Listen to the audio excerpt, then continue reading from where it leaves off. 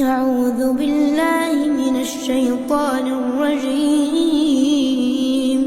بسم الله الرحمن الرحيم.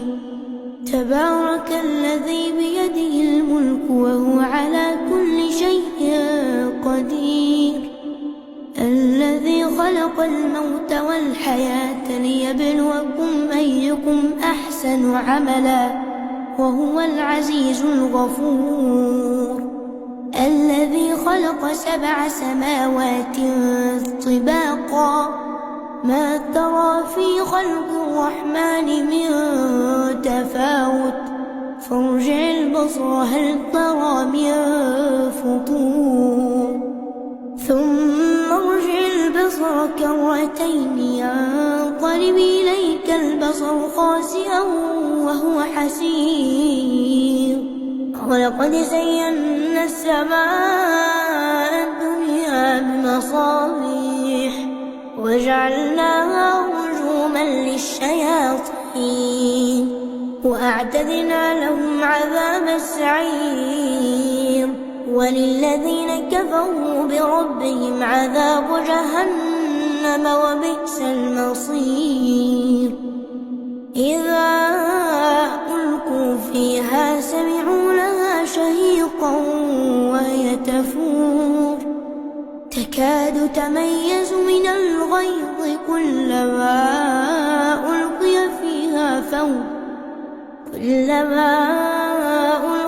فيها فوج سألهم خزنتها ألم يأتكم نذير؟ قالوا بلى قد جاءنا نذير فكذبنا وقلنا ما نزل الله من شيء إن أنتم إلا في ضلال كبير. وقالوا لو كنا نسمع أو نعقل ما كنا في أصحاب السعير، فاعترفوا بذنبهم فسحقا لأصحاب السعير. إن الذين يخشون ربهم بالغيب لهم مغفرة وأجر كبير. وأسروا قولكم أو اجهروا به إنه عليم بذات الصدور. ألا يعلم من خلق وهو اللطيف الخبير.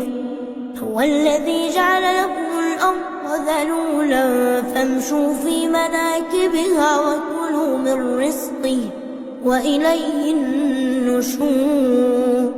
أأمنتم من في السماء أن يخسف بكم الأرض فإذا هي تمور، أم أمنتم من في السماء أن يرسل عليكم حاصبا فستعلمون كيف نذير.